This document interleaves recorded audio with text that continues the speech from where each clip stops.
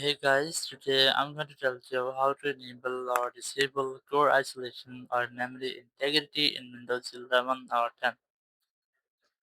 If you're using Windows 10 or Windows 11 and if you want to enable or disable core isolation or Windows memory integrity, so let's see how can you do that. You just have to simply go to Windows security. You can get it from here. You can also go to search and here just simply search for Windows security.